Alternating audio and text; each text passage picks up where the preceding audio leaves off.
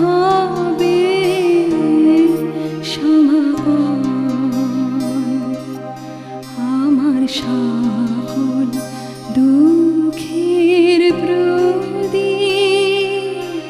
জ্বেলে দিবাস গেলে করব নিবেদন।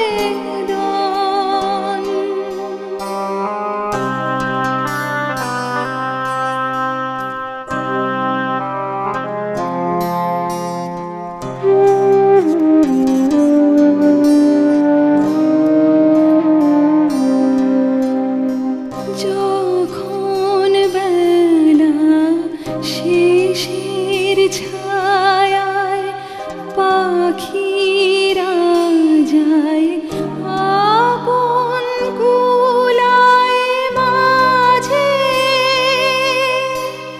সন্ধ্যা পূজার ঘণ্টা যখন বাজে, তখন আপন সেই শিখাটি জ্বালবে আয়োজন। আমার ব্যথার পূজা হবে সমাপন, আমার সকল দুঃখের প্রদীপ জ্বেলে দিবাস গেলে করব নিবেদন।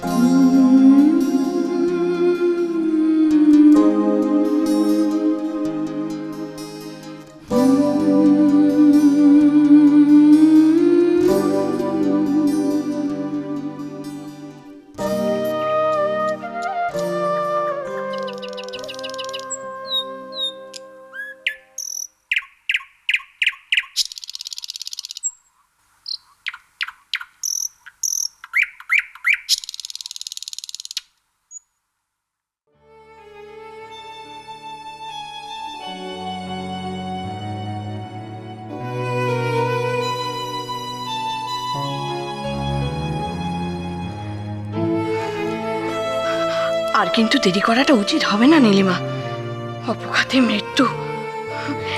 এমনিতেই কিন্তু অনেক দেরি হয়ে গেছে। আর আমি বলছিলাম কি, এবার ঠাকুরমশাইকে ডেকে নিখিলের শ্রাদ্ধের ব্যবস্থাটা আমাদের করে ফেলা উচিত। নীলিমা,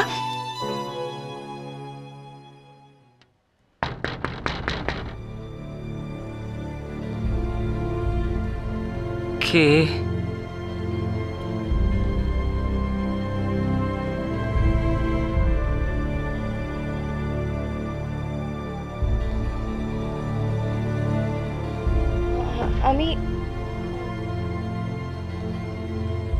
আমি ডিংলি।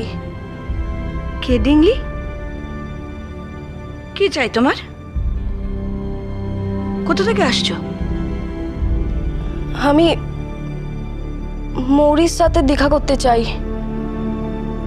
মৌরির সঙ্গে দেখা তোমার হবে না। লেকিন নিখিলে মৌরির সাথে দেখাটা খুব জরুরি আছে। ওরা যে পাহাড়ে বেড়াতে গেছিল, আমি সেই পাহাড় থেকে আসছি।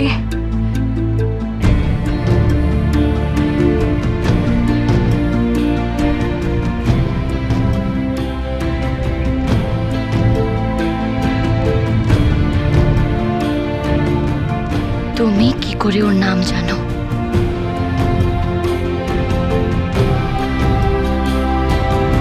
তুমি ওকে চিনতে?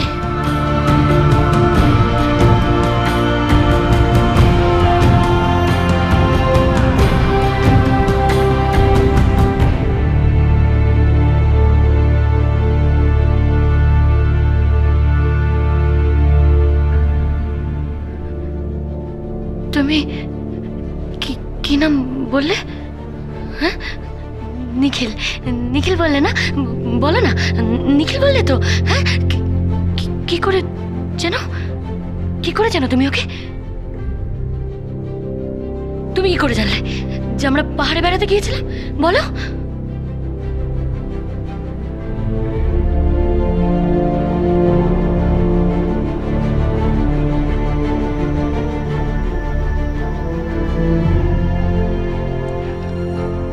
তুমি মরি আছো, খুব সুন্দর। নিখিল দাদার মুখে তোমার কত কথা শুনেছি।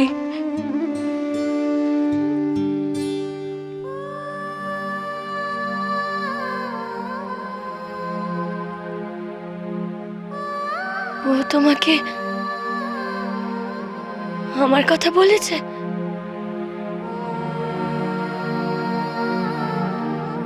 কখন? কোথায়?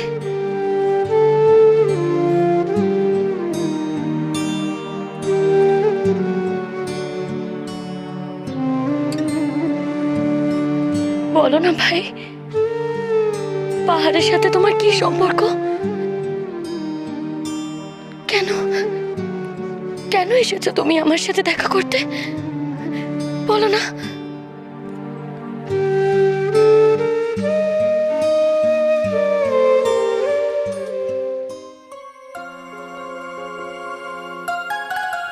ডেরায় বন্দি নিখিল দাদার দেখভালের দায়িত্ব আমার ওপর ছিল।